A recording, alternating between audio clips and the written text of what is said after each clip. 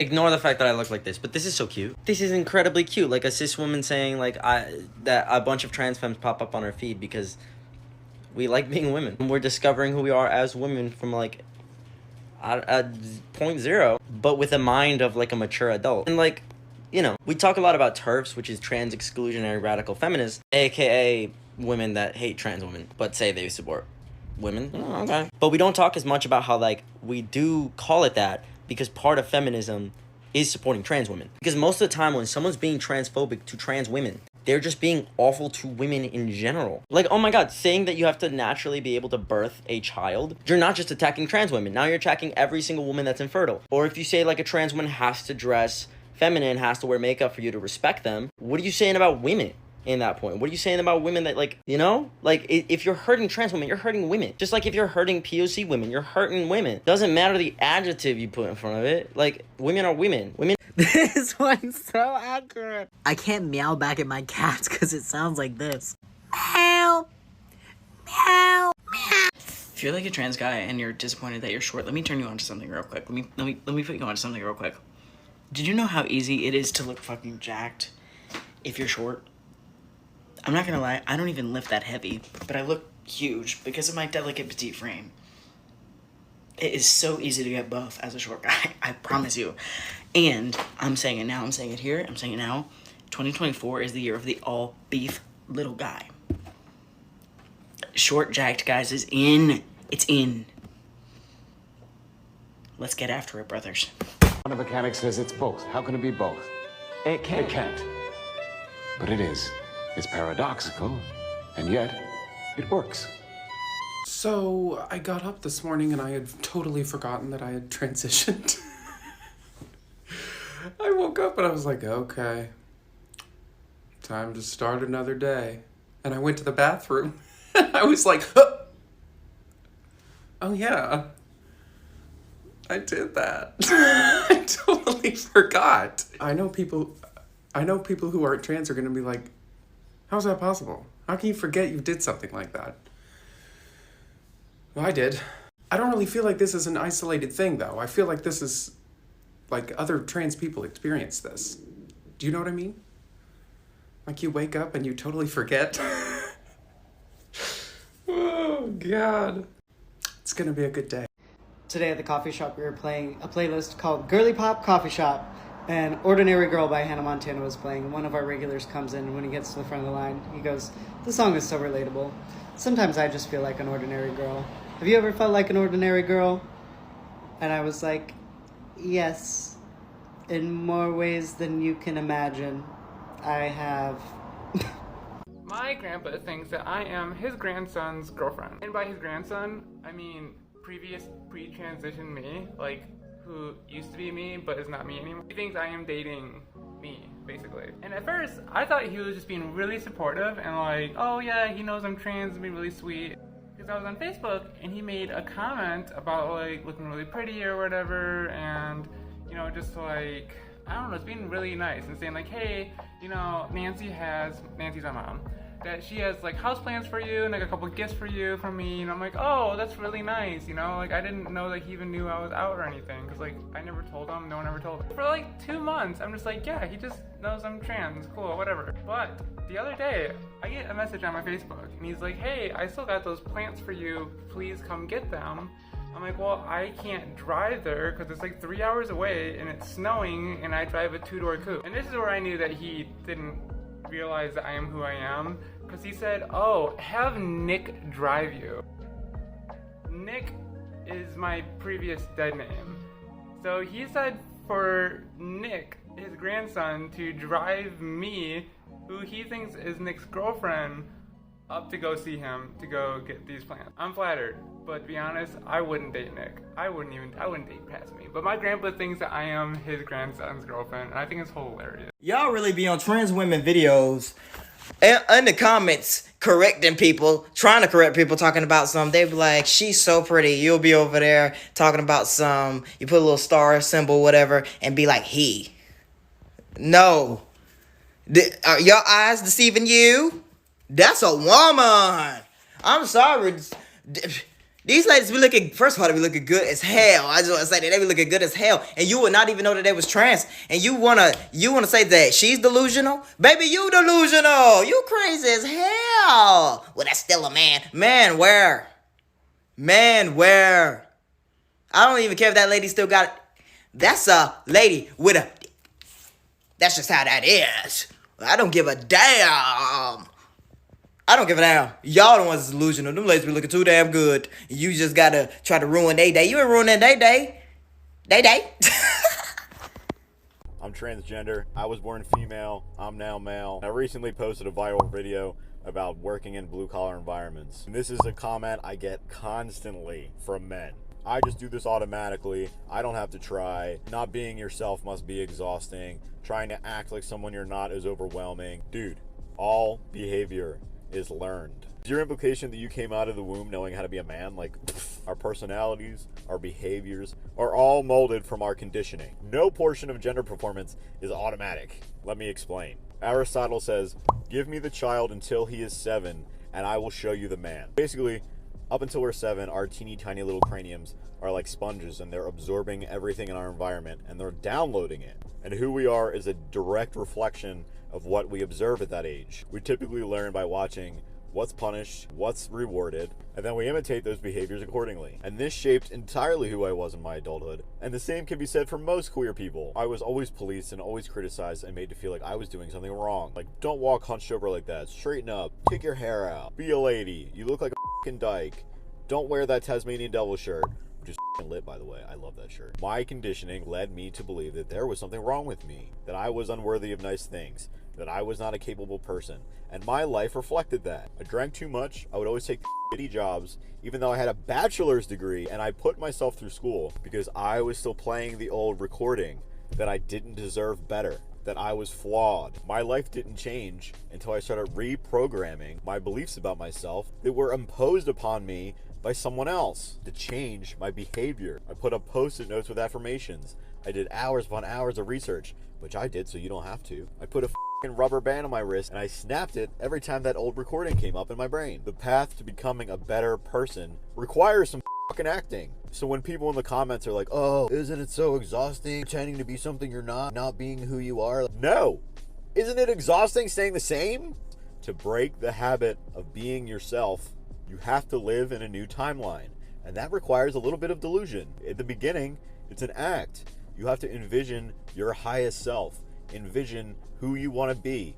Envision how confident you are. Envision how you interact with other people. Envision how you dress. Envision how you walk. Envision how people regard you. And then start doing that. At the beginning, that's going to feel like you're fucking acting. But there's nothing wrong with that. And one day, you're going to wake up and it's just going to be who you are. Because we, as human beings, are entitled to the act of recreation. Look at me. I'm literally a shining example of monumental recreation. I was the wrong fucking gender. Not only was I the wrong gender, I hated myself. I had no self-confidence. I was doing nothing with my life. And look at me now. I desperately want to teach this to all the queer people that I come in contact with that don't have a good mindset about themselves. You're not doomed to stay the same. You're not doomed to a life where your self-concept is so negative that you can't even get out of bed and see this big, beautiful life that you're entitled to. And I've been there. I get it. Happiness is your birthright. We are constantly evolving creatures. It's never too late to become a better version of yourself. I love you. Bye. Since everybody's always telling me that I have to medically transition to be valid, how do I afford that? I'm being serious. Tell me. Like, everything here down aside, everything that I can cover with a shirt aside, FFS, facial feminization surgery. How much does it cost? A few thousand, you know? 20,000 to 50. I have never had that much money in my life. I'll never have that much money in my life. I know that. Facial hair. Oh my god, fucking facial. The thing that everyone wants to get mad. If I don't shave, I shaved yesterday. I fucking shaved. People get so mad. If I don't shave them every single day, I got a 5 o'clock shadow at 9 a.m. in the morning. Not my fault. I was born I'm Mexican. I'm cursed. How much is that gonna cost? You know? Oh, around 1,000 for laser. And 16,000 for electrolysis. That doesn't seem possible. And that's disheartening. That's crazy to me. You know, like, that's to get people off my back. I have to spend like $60,000. 60, and that's not including hormones that I'd have to take for like the rest of my fucking life. And we all know insurance is not 90% of the time not gonna cover it. And these are things that will not only make me not want to die, will make other people not want me to die. Oh, I'm laughing, but I'm very, very disheartened and very, oh man. I get a lot of questions on here about what happens when you take testosterone as a trans person. This is the good, the bad, and the ugly. First of all, you will be so fucking angry. Dude, your fuse will be so short. You need a therapist to deal. You will suddenly understand why, like, angry teenage boys punch holes in walls, because you'll feel that way. You will get objectively hotter. Your jaw will get a lot sharper. If you go to the gym, you'll realize that you can get fucking muscles. Take fucking advantage of that. Some people say, I've experienced this. Taking testosterone can affect your sexuality a little bit. I don't know what it is. Maybe we're all just a little bit cornier. Who knows? Next is you'll smell different. You will be disgusting. You're gonna be a disgusting man. But it's fine because there are many disgusting men out there that are living their lives. You will sweat more and you'll smell shittier. If you like get off your schedule and like your hormone level balance gets weird and like you miss it a few times, like you will fucking feel that shit emotionally. You will feel like you're going fucking crazy because you'll be a hormonal mess. Your voice will probably start cracking. Hi, how are you? And you're gonna be like this, then you're gonna be like this, and then you're gonna be like, oh, baby, lock them doors and turn the lights down low. Your skin gets less soft. Your pain tolerance goes up. You will grow hair like a wild fucking animal. But you will be hot and sexy. Please do not ever let a cis person telling you that they didn't see any signs that you're trans plant any seeds of doubt or insecurity in your gender. Because this is something that's said to most all trans people, regardless of how obvious it might have been that we were trans. It's not you. They do this to all of us. Like, alright, for example, from my own experience, I don't think it was necessarily obvious I was trans, but the people that loved me best in my life said that me coming out at least explained a few things. My parents, though, said, oh no, there were absolutely no signs I could have been trans. But here are some things they also said about me in my life. Before I was born, they had kind of planned to call me a feminine nickname derived from my dead name. But when I was born, like from the time I was a baby, they decided that it never really fit me and they called me the gender-neutral nickname CJ instead. Although with some amount of jokingness, my dad would remark that I was like the son he never had when we would talk or relate about some things like robotics or girls. And despite all of my feminist reason, I never objected to him saying this and I kind of liked it. My parents started seeing me doing like drag makeup as a drag king when I was as young as like 14 maybe, which of course was really fabulous and gender fucky, which led to whole conversations of my dad giving me advice about how to make my glittery beard more realistic if I want it to be. One time in middle school, I just flat out told my mom that I'm not sure if I feel like a girl and asked her what it means to feel like a woman and how she knows she's a woman. But nah, no signs ever. The trans people on TikTok aren't going to tell you the bad parts. Your singing voice is going to be gone. You're not going to be able to sing at all. Every time you sing, it's just going to crack and hurt. Yes, there were times I'm sure you knew when I bit off more than I could chew. But through it all, when there was doubt, I ate it up and spit it out. I faced it all and I stood tall and did it my way. I've loved, I've laughed and cried, I've had my fill, my share of losing. But now, as tears subside, I find it all so amusing to think I did all that, and may I say, not in a shy way. Oh no, not me. There you go. I've been on testosterone for 2 years. I just thought I would throw. The comments that I get that are, oh, I could tell you're a trans man if I saw you out, I would be able to spot you immediately. The answer is no. No, you wouldn't. It's so funny because you wouldn't realize how many transgender people you pass honestly sometimes on the daily and have no idea. A few years back, I always saw this same guy at the gym that I went to. I saw him all the time there, and it was this like macho dude, full beard, large muscles, good-looking guy. No idea that I would later come to find that he was actually a transgender man, and I had no idea. Here I am, a transgender guy, and here I am looking at this dude who I had no idea was also trans. And the only way that I eventually was able to know that he was trans is he one day wore a cutoff shirt where I saw his top surgery scars. And then upon further investigation, he had a little baby trans pin on his duffel bag. You don't know people are trans unless they are outwardly telling you. And this just goes to show that you don't know. You never know. If you saw me out in the wild, you would not, in fact, know I was trans. The only way you would know is because you've seen my TikTok and then you spot me. You'd be like, oh, that's Colton, the trans guy. And then at that point, I'd be like, all right, you got me. Has anyone else transitioned without telling their parents? I have not seen my parents in over a year, and in the past year, I've gotten top surgery. I've been on testosterone for several months now. My voice has lowered considerably, and my parents still have no idea. They don't even know I'm transgender.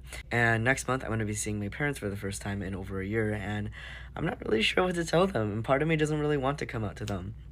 I honestly kind of want to gaslight them. I just tell them, like, hey, what do you mean? My voice has always been this way. I've never had boobs. Don't you remember the first 18 years of my life you raised a boy?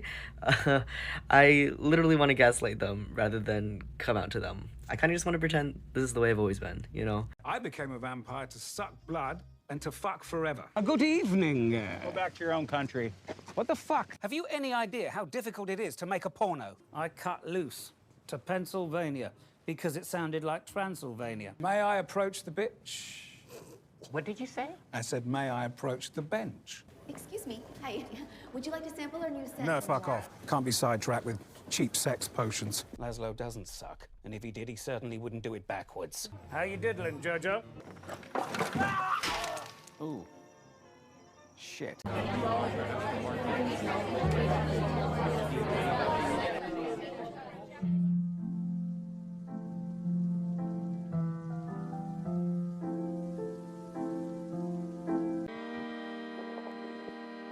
I'm lost.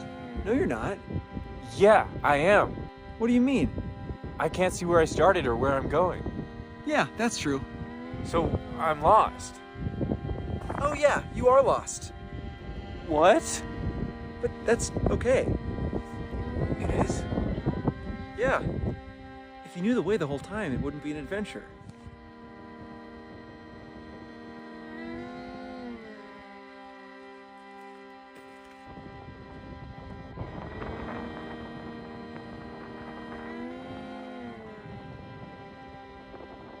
I got top surgery like a while ago. Sometimes I think about like the absolute hell and anguish it is to wear a fucking binder every single day. Because I did it for so long, and I have to give a shout out to the people that are like wearing a binder right now. You're a fucking trooper. You are a fucking menace to society. That shit sucked. It really sucked. Especially if you're like me and you got big fucking tits and you gotta like shove those hoes down. Gym class, girls locker room, trying to be in the stall, like shimmying out of a fucking binder that is sticking to you like glue. Going through airport security and you're literally a dysphoric trans person and they have to stop you and like pat down your fucking chest and look inside of your shirt. That shit made me cry. How about scoliosis? How about a flared fucking ribcage? How about your spine being in the shape of a fucking S? The feeling of like when you've been around people for like 12 hours straight and you're still wearing your binder and you're like, I can't breathe. How about shoving your fucking tits in your armpits? How about your skin after years of using a binder, like having like you can literally pull it like fucking elastic? How about wearing two at once because you got fucking double D's? How about back pain? How about fucking back pain? You're all troopers. Like, I can't even imagine. Shout out to everybody wearing a binder right now. Like, you are literally tough as goddamn nails. Like, you should go be a fucking Marine. You should be a fucking... I think a lot of trans people have old-timey names because of the mechanics of naming yourself as a trans person. Trans people are a very unique group of people when it comes to naming, and I don't just mean we're naming ourselves unique things. What I mean is we are named differently than cis people are most of the time. Yes, this isn't going to be true for all cis people. This isn't going to be true for all trans people. I'm generalizing, but typically, cis people tend to be named as literal infants by their parents.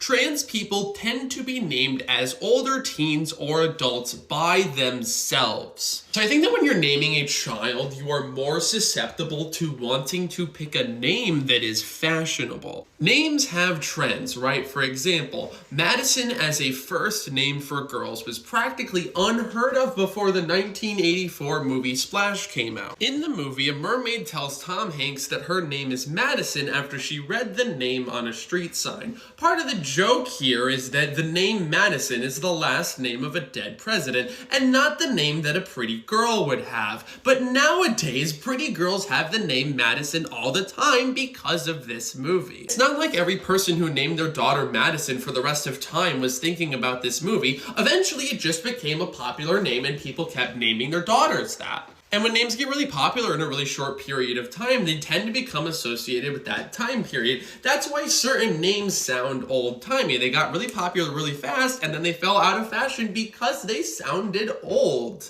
But when trans people name ourselves, we're thinking differently than parents naming a baby. When trans people name ourselves, it's out of a sense of who we are. When parents name their kids, it's an aspiration of what they want their kid to be. And also, quite frankly, I think a lot of parents don't think about the fact that they are naming a future adult. They just think about the fact that they're naming a baby. Which in a lot of ways makes sense. When you look at a baby, it's almost impossible to conceptualize what they'd be like as an adult, because they're a baby. You know, I transitioned over 6 years ago, and I'm realizing that I think that I have used up, like, almost all of my first time as a girl's.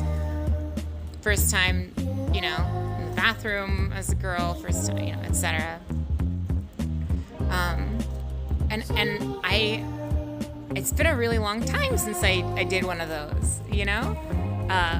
And so it's like, it's really neat to like go and do an activity that I did as a kid growing up that I have all these associations with that I haven't done since I transitioned, because then I get to be like in the bathroom as a girl, but with snowboarders around me, or I get to be like having long hair, but like in a helmet, and just feel like that feeling again of like first times. Like I've been feeling first times all day because I snowboarded so much as a kid and there were girls around me. So I have all these associations, and now I get to feel what it's like to do those, but now I'm a girl too.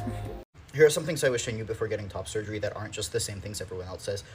First of all, this is actually applicable to any surgery, but you can request a song that they can play as you're being put under. Most places won't offer, but if you ask, they'll do it for you. I made them play 2 Trucks because I was 18 at the time and I thought it was really funny, but you could do anything. Number 2, you're just gonna forget you ever had a chest.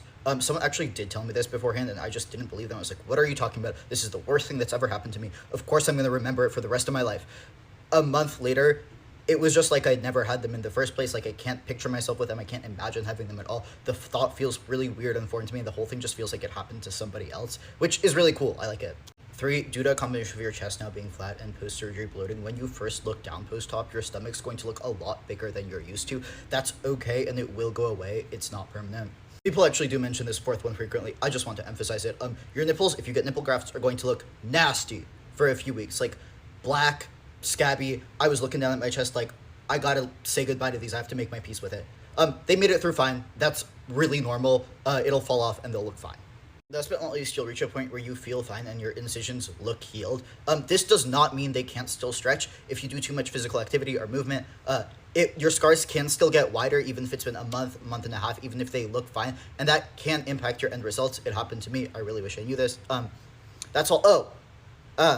In case you're worried, you'll need help to go to the bathroom. I was worried about that, and like I was fine pretty much immediately post-op. I didn't need any assistance with it at all. So Some people in the trans community have this like weird viewpoint that like to be trans, you have to want to change parts of yourself medically. And if you don't want that, then you're just a big fucking faker. You're a faker and you're faking it. I think that's so fucking stupid. Because like back in the day, like if someone was like, oh, I'm trans, but like I don't want to medically transition, I'd probably be like, I don't understand that. Because I'm someone who like, I was 15, I was like, I want to medically transition, like I can't fucking wait. But this is why I understand that now. I've been on hormones since I was like 16. I got top surgery when I was 18. When I was younger, I always thought I'd grow up and like I'd want bottom surgery. Like I want the surgery. But now I'm like older and I'm 22, and let me tell you something. I don't want that fucking surgery. Get away from me. Don't touch me. I don't want to deal with it. Too complicated and too much of a sensitive area. If I could just snap my fingers and like have it, sure, why not? But genies don't fucking exist. I'm literally just not physically bothered enough to be like, I need this fucking surgery. I'm like, I don't care enough.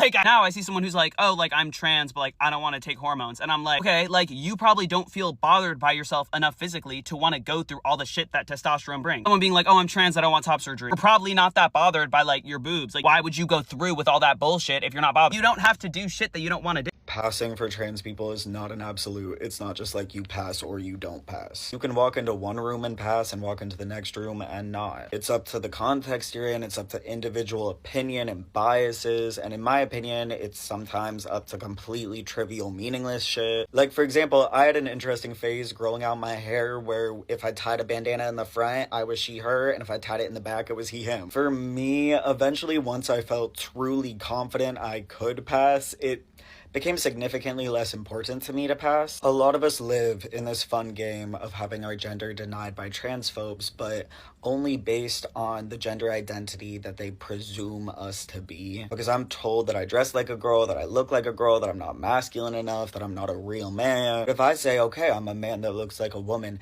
they can't wait to try to snatch that belief from you, like that belief that you look like a woman. Suddenly, I don't look like a girl at all. I'm too masculine, I'm too manly. I'll never be a real woman. It's always first, you'll never be a real woman. And when I go, okay, yeah, I'm a man, then it's, you don't pass as a man, you still look like a girl, so okay, I'm a pretty boy that looks like a girl. And then it's, no, you'll never look like a girl, you're too masculine and hairy and gross. Like, I need y'all to have a meeting and decide what kind of transphobia you want to perpetuate, because you cannot make up your mind between each other.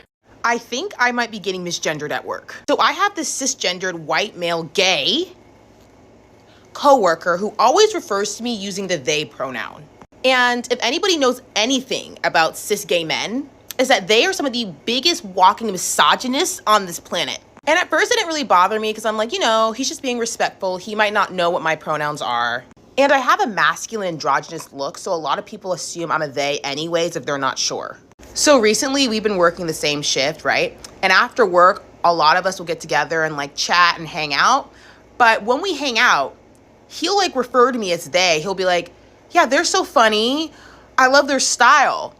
So then I took the initiative to be like, hey, I should go by she, her pronouns if you don't know. You know what this man said? You know what this man said? He's like, oh, you're not really giving she. What the fuck does that mean? And I was like, okay, maybe I shouldn't be so offended that he's like referring to me as they. Because a lot of the theys I know are like super cool. They're like, have this super like cool vibe to them. Like, you know what I mean? So I'm like, okay, well, I mean, technically everyone goes by they. And like, there's nothing wrong with going by they. But like, I felt so uncomfortable with it. And I realized him referring to me as they was like, not a compliment. It wasn't a compliment that I thought it was. And because I'm masculine and black, womanhood should not be extended to me. If I were a white femme lesbian, I would not have this problem. Because one time he referred to me as his work husband, and I'm just like, I would be your work wife. And he said, no, you can't be my work wife because I'm gay. Huh? You know, in the northern region of Oaxaca, Mexico, there are 3 genders: female, male, and muxis. What's muxis? In the Zapotec language, which is a language they speak in the northern region of Oaxaca, they don't have grammatical genders. So they don't have he, she. Like non-binary? Yeah, like a non-binary grammar. A transgender man isn't forced to wonder if he's more of a man because of this or if he's more of a woman because of this. They're all just equally accepted in society as a muxe. Yeah, they do it too in other cultures. So like in India, they also have a certain type of muxe where the gender is celebrated and it's not one or the other. It doesn't matter. And also in Samoan culture. Yeah, and it's more of a social gender and not a sexual one. How do you know that you're a woman? I get asked that question all the time as a trans girl, and I want to actually answer it today instead of initiating a bad faith argument, which is typically what happens when people ask that question. I know that I'm a woman because I had to actively try to be a man when I was. Now that I've transitioned, I don't have to actively try. I just be myself. Back then, before I transitioned, I was having to copy all the men around me. I was having to figure out what seemed masculine and try to create that for myself. the masculinity was not a part of me. It was something I was actively having to copy, something I was having to do for the world in order to be accepted. Now that I've switched to femininity, it all comes naturally to me. Being a woman is just something I am deep down in my heart. And that behavior, that action, all came to me without having to be taught, without having to be trained. Because deep down, I am a woman. I know it's hard for some cis people to understand, but like, your gender identity is a true part of you. And if you're trying to live a fake gender identity like I was before I transitioned, you're going to have to put effort into it. You're going to have to pretend. But being your true identity, you're just being yourself now. You get to live your life for the first time. And I'm so excited to start living.